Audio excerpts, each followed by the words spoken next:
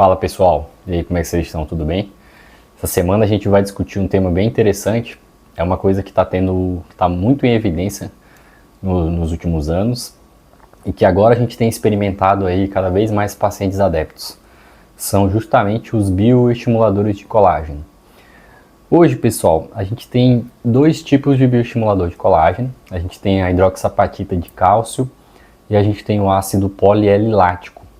Qual que é a ideia? Os dois, eles têm essa mesma promessa, essa mesma premissa de fazer um estímulo do colágeno e promover um rejuvenescimento dos tecidos. Só que eles agem por mecanismos diferentes. E eu vou explicar detalhadamente, nessa série de vídeos, as principais diferenças. Hoje a gente vai falar especificamente de ácido polilático. Eu separei dois produtos principais que são os carros-chefes, que é o que a gente mais tem uso e evidência no mercado, para a gente comentar aqui nesse vídeo de hoje. Eu vou compartilhar aqui a minha tela e eu vou mostrar para vocês tudo que a gente faz, como que a gente dilui, quais são os pontos de aplicação, enfim. Vai ser um vídeo bem completão sobre o tema. Então vamos lá, galera. Sculptra e Eleva, a gente tem aí duas grandes marcas por trás. O Sculptra ele é da Galderma, a Galderma que distribui o Sculptra. E o Eleva ele é distribuído pela Renova. Os dois são ácidos poliláticos, mas eles já começam com uma diferença principal. O Sculptra ele tem, pessoal, 150 mg de ácido polielilático. Eu vou botar aqui PLLA, polielilático. E o Eleva ele foi lançado inicialmente com uma versão de 210 mg.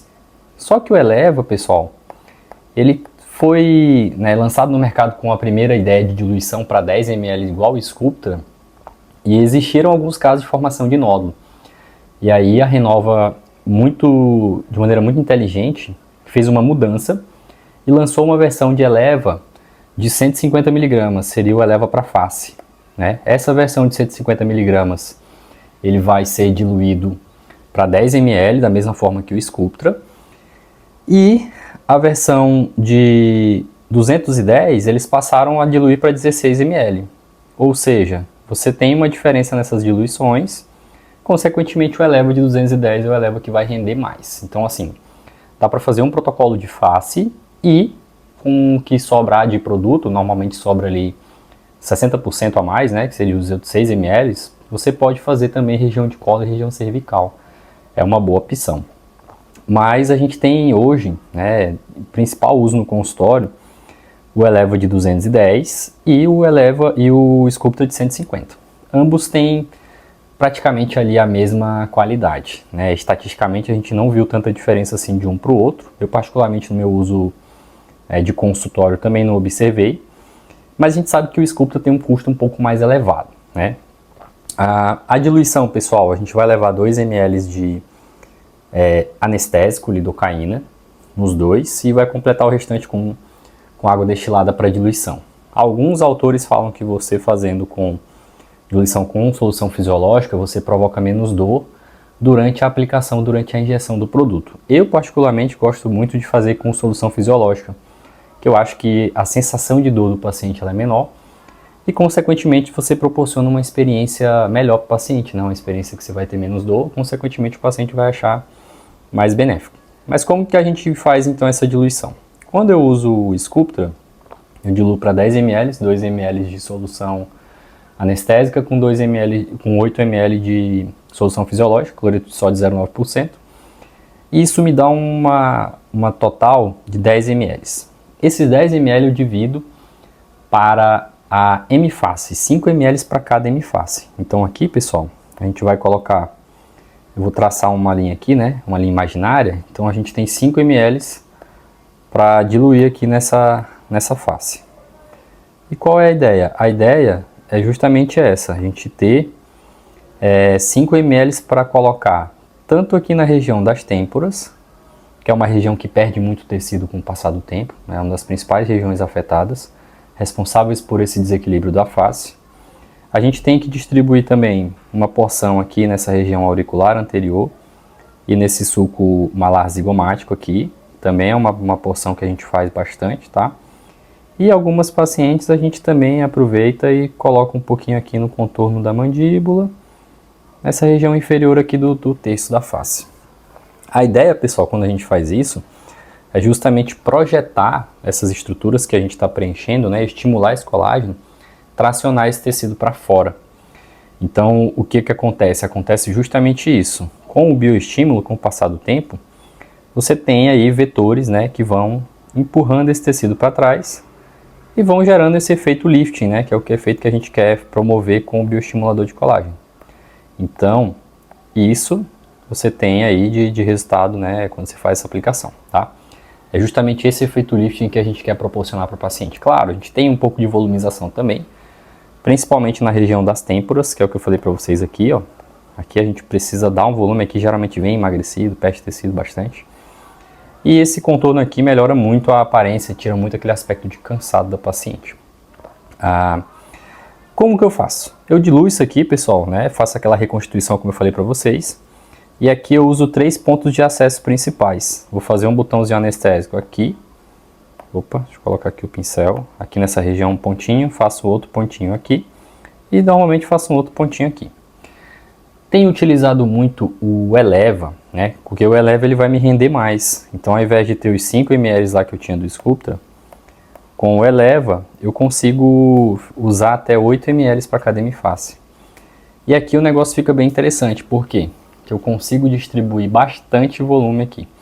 Eu consigo pôr, por exemplo, 3 ml aqui na região da têmpora, consigo colocar 2,5 aqui e consigo colocar 2,5 aqui, totalizando 5 ml por hemiface. É um produto que vai render mais, né, e eu vou conseguir fazer, né, uma distribuição melhor aqui.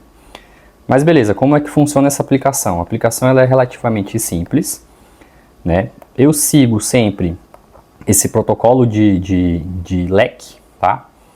E os leques a gente distribui da seguinte maneira. Eu coloco aqui, ó, um lequezinho aqui, tá? Eu vou acomodando, jogando esse produto aqui em retroinjeções, né? De maneira que eu parto sempre desse pontinho aqui, eu faço um ponto de anestésico aqui, um ponto de anestésico aqui, um outro ponto de anestésico aqui. E faço essa distribuição em leque aqui nesse sentido. Na região da têmpora eu vou partindo daqui também, ó, daqui desse ponto, né? E eu vou avançando minha cânula aqui, ó, e vou distribuindo o produto aqui. E na região do arco da mandíbula aqui eu também vou fazendo assim, ó. Vou distribuindo esse produto aqui. De uma maneira que ele fique uniforme nessas 3 regiões que eu mostrei para vocês aqui. Resultados. Resultados, geralmente o paciente começa a perceber um melhor da qualidade da pele com 3 a 4 semanas. Mas as farmacêuticas, os autores, eles prometem resultados e efeitos até 2 anos, né? Até 24 meses. 24, 25 meses normalmente. E isso aqui, pessoal, é muito bom porque o paciente não precisa ficar fazendo tanta manutenção, né? Uma manutenção mais espaçada. Em alguns casos eu gosto de repetir o protocolo com 60 dias, né? Mais para ter uma melhora nesse resultado. Mas isso não é obrigatório. Eu tive paciente que fez, não precisou repetir retoque nem nada e resultado excelente, está mantendo até hoje. Tá? No primeiro pós-procedimento, né? A gente tem aí um pouco de calor ali nessa região, né, um pouco de inflamação, até porque essa inflamação ela é uma das bases de ação do produto. O produto ele promove uma reação inflamatória local e isso aumenta a sinalização de fibroblastos ali e consequentemente vai melhorar essa qualidade da pele, porque vai atrair mais tecido, né, mais fibroblastos ali, e eles vão produzir mais colágeno naquela região. Essa é a ideia, beleza? Assim, normalmente o paciente tem que fazer o protocolo de massagens, né? As massagens eu organizo no padrão 5, 5, 5.